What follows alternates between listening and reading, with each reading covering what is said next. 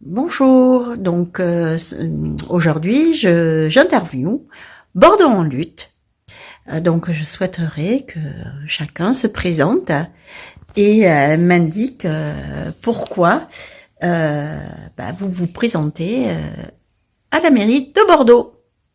Bonjour tout le monde, moi je m'appelle Myriam, je suis conseillère municipale pour le collectif Bordeaux en lutte depuis 2022. J'ai pris la place d'Antoine qui était gilet jaune comme moi et qui a démissionné. C'est comme ça que je me suis retrouvé conseillère municipale depuis 4 ans maintenant à la mairie de Bordeaux. Et on se représente parce qu'on a un bilan et parce qu'on a envie de poursuivre cette aventure municipale.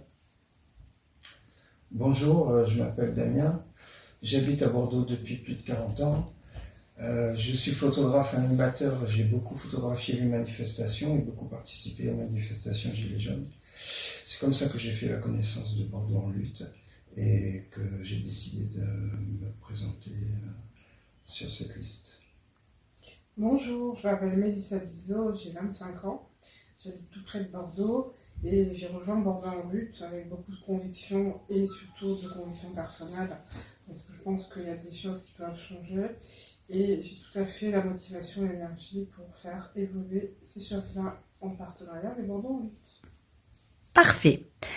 Donc, la démocratie locale, de quelle façon souhaitez-vous que les citoyens puissent décider directement au cours de votre mandat si vous êtes élu? Alors avec Bordeaux en lutte, on a beaucoup réfléchi autour de mise en place d'outils qui permettraient de faire vivre réellement la démocratie directe localement ici à Bordeaux. Notamment en réaction à la démocratie participative qui a été mise en place par la mairie comme étant le parangon de la démocratie et qui s'avère être finalement pour nous une poudre aux yeux qui permet aux gens simplement de participer et non pas de décider. Donc du coup on a été amené à réfléchir à des outils qui pourraient être mis en place ici à Bordeaux.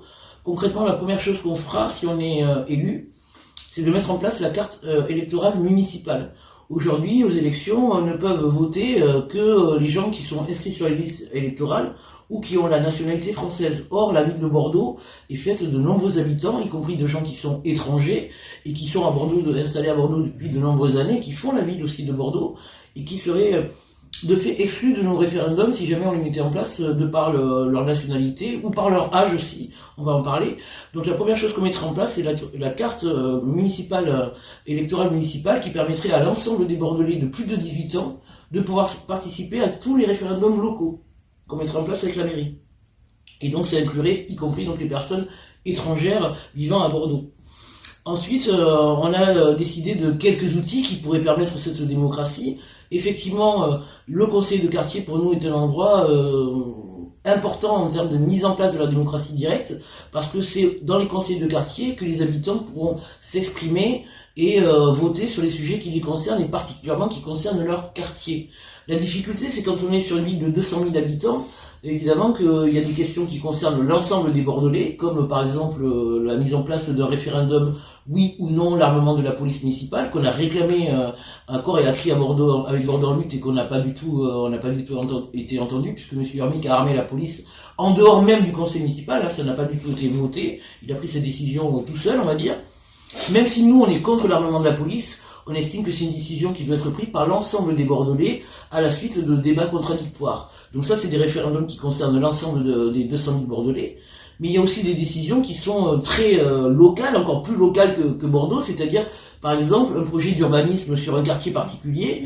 Moi, si j'habite au centre et que ce projet immobilier a lieu à Bacalan, pourquoi moi je déciderais pour les habitants de Bacalan qu'est-ce qui est le mieux pour leur quartier, sachant que je n'y habite pas, que je ne connais pas tout l'environnement de ce quartier.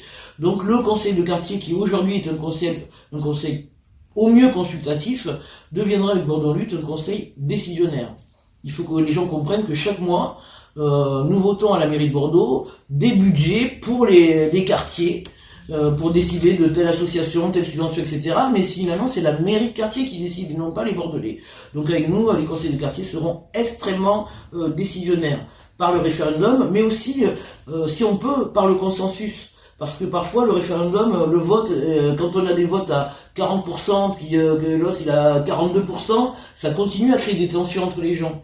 Et que parfois, par la discussion longue, comme vous parlez d'experts, ou en tout cas des gens qui peuvent amener une vision un peu reculée sur le sujet, font que on peut arriver à trouver un compromis qui font qu'on n'a pas besoin forcément de voter et de sanctionner par un vote une décision. Donc on va privilégier aussi la discussion qui fait que les gens peuvent arriver à des consensus avant même de pouvoir décider de trancher par un vote.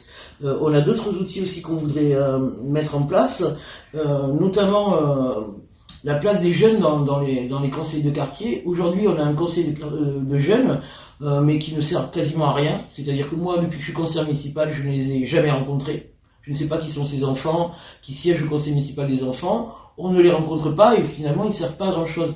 Pour nous, comme on parle de transition démocratique, les enfants, c'est l'avenir de Bordeaux et c'est eux qu'il faut aussi former à cette démocratie qui est naissante et qu'on espère faire naître de Bordeaux en lutte.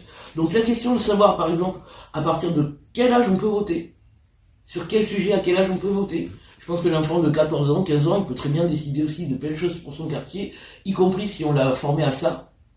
Donc ça, c'est important pour nous aussi, de faciliter aussi l'accessibilité au vote. Il y a des gens qui sont sans abri, qui ne votent pas parce que ils sont embêtés d'aller voter, des personnes âgées qui ne se déplacent pas pour aller voter alors qu'elles ont aussi des choses à dire, etc. Donc comment on peut aussi faciliter l'accessibilité au vote pour nos référendums à des populations qui n'y ont pas accès.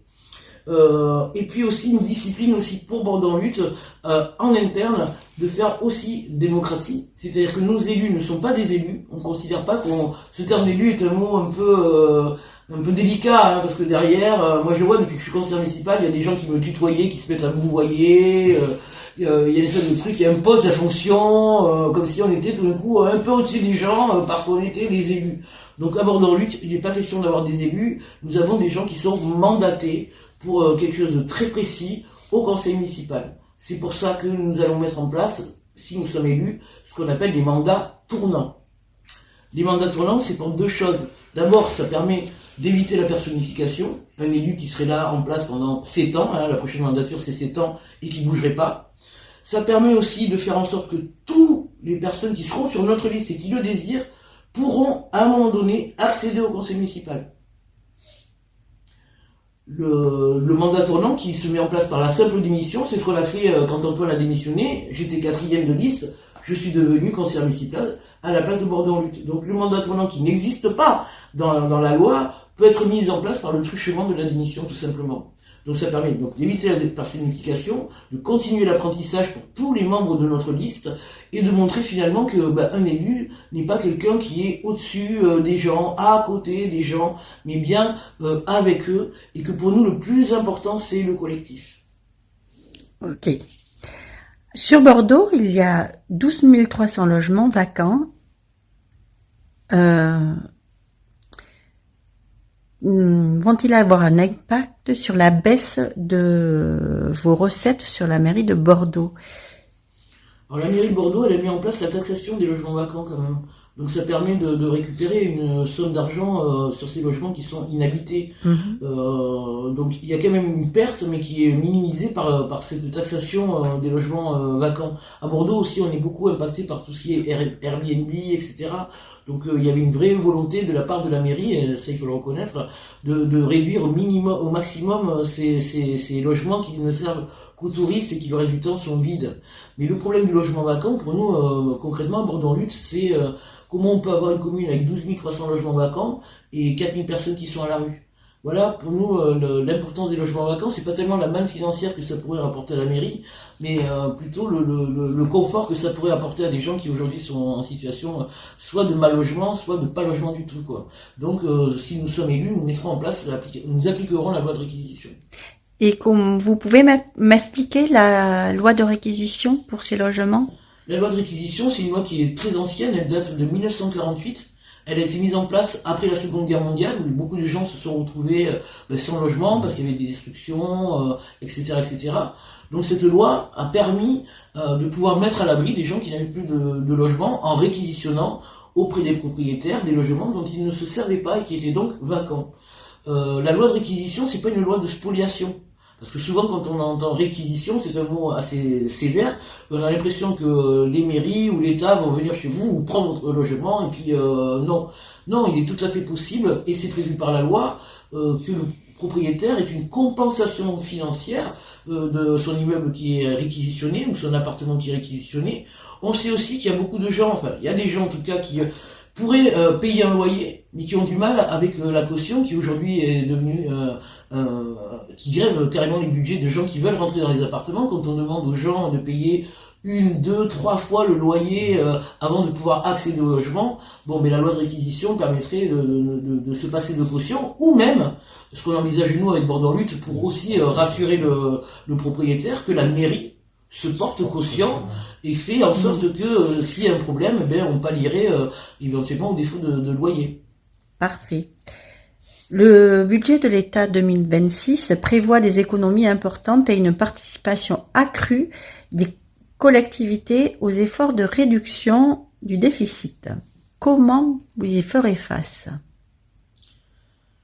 Il y a que moi qui parle, mais je vais pas répondre, mais là aussi il y a un principe de réalité qu'on a pu constater tout au long de notre mandature, c'est-à-dire qu'on a des collectivités locales, des mairies, des départements notamment, des métropoles qui se plaignent effectivement et à juste titre d'avoir moins d'argent de la part de l'État et d'avoir toujours plus de responsabilités. Vous savez, par exemple, le RSA c'est le département, etc. Donc on a des collectivités qui ont des responsabilités et moins de rentrée d'argent. Donc effectivement c'est un problème.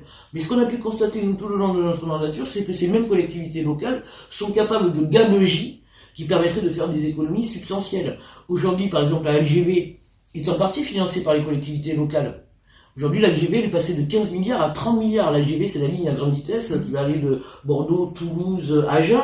On avait un budget de 15 milliards, c'était déjà énorme. Donc personne ne veut, en Gironde. Il y en a qui veulent, hein. Monsieur Rousset est d'accord, Madame Delga est d'accord, donc on a des élus qui sont tout à fait d'accord, qui promeuvent cette gabegie, c'est-à-dire une gamme de temps de 10 à 15 minutes, avec des écosystèmes ravagés, des propriétaires ou des habitants expulsés de leur logement.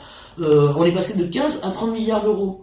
Donc, quelle est la part d'investissement des collectivités locales dans ces grands projets inutiles? On parle de LGV, mais il y a d'autres grands projets inutiles comme ça qui sont financés à fond par les collectivités locales. Je prends l'exemple des Jeux Olympiques qui se déroulaient à Paris, mais où les Bordelais ont payé X fois ces Jeux Olympiques. Ils ont payé une fois par leur impôt. L'État a versé des aides substantielles aux Jeux Olympiques. Ils ont payé aussi parce que leur collectivité locale a participé grandement au financement de ces Jeux Olympiques. La métropole de Bordeaux a voté un budget de entre 6 et 7 millions d'euros pour les Jeux Olympiques. La mairie de Bordeaux a dépensé 700 000 euros pour le passage de la flamme olympique, plus 1,3 million pour l'arrivée du Tour de France. Quand je parle à la mairie de ces gabegies, on me dit « Mais Madame Ecker, il faut bien que les gens s'amusent ». Nous, on pense que à ce prix-là, on a des priorités plus importantes que faire la fête. Et aujourd'hui, faire la fête, il y a presque des fois des moments un peu indécents à payer 1,3 million pour que les gens reçoivent des cadeaux de la caravane du Tour de France. Et puis une fois que la caravane du Tour de France est passée, ces 1,3 million ne reviennent pas dans la poche des Bordelais, ils sont définitivement perdus. Donc il y a des économies à faire quand même. Vous êtes d'accord? Totalement, oui, tout à fait. Notamment, en parlant de projets inutiles, j'ai appris le projet M. C'est une entreprise de nickel et de cobalt qui serait en cours sur la métropole.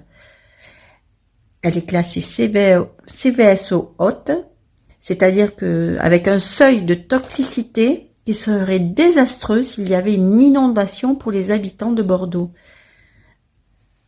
Qu'est-ce que vous en pensez le projet dont tu parles, le projet ME, il s'inscrit pour nous dans un vaste programme de grands projets inutiles et imposés, GPII, grands projets inutiles et imposés par les gouvernements sur l'ensemble du territoire de la métropole et du département. Donc ce projet-là, nous le combattons comme nous combattons l'usine de saumon du Verdon, comme nous combattons le surf park à Canejon, qui est une aberration écologique, comme nous combattons les puits de pétrole qu'ils voulaient faire au niveau d'Arcachon, etc., etc. Donc sur l'ensemble du territoire, il y a tout un tas de grands projets inutiles et imposés qui poussent comme ça, qui sont non seulement écocidaires, comme tu viens de le signaler, l'usine ME, elle est effectivement classée CVSO haute, sur des zones inondables, c'est catastrophique, mais le projet Fly qu'on a vu, c'est-à-dire ces projets de dirigeables, qui sont censés être écolos, etc., géants, ils vont construire rien que pour abriter des hangars de, combien ils disaient? 60 mètres. 70 mètres de haut.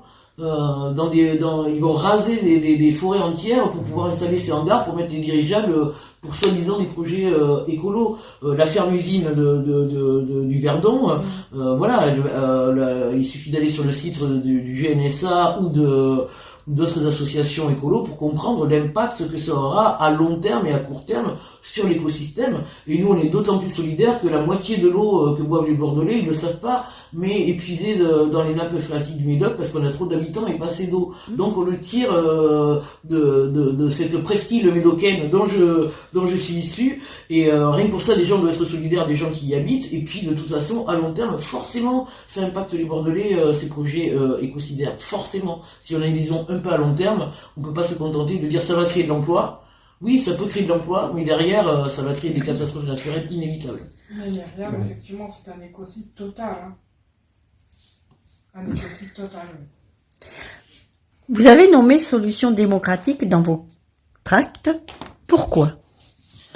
Alors je ne sais plus exactement comment, qui a rencontré qui, comment on a été amené à se rencontrer, mais je trouve que moi j'ai vu pas mal de vidéos que vous avez proposées sur internet pour expliquer la démocratie, votre concept de démocratie, pour aussi donner de la visibilité à des mouvements comme le nôtre qui prenons aussi la mise en place de référendums, la démocratie directe, en fait tout simplement le fait de pouvoir reprendre le pouvoir d'agir par les gens qui sont concernés, c'est-à-dire par les habitants ou par les Français plus largement, alors qu'aujourd'hui et depuis au moins la Révolution française, ce pouvoir est capté par une élite bourgeoise qui n'a aucun intérêt à ce que nous, les petits, la base, les gilets jaunes, etc., puissent décider par eux-mêmes de leur destin. Or, ce qu'on voit, c'est que finalement, moi depuis que je suis conseiller municipal en tout cas, c'est que partout où je suis allé à Bordeaux, il y a des Bordelais qui s'organisent, qui sont capables, par exemple, quand sur leur territoire, on leur propose un projet immobilier qui ne leur va pas, ils se contentent pas simplement de dire on n'est pas d'accord. Ils sont capables aujourd'hui d'aller chercher un urbaniste, de construire avec eux un contre-projet, d'avoir des vraies propositions et pas simplement une position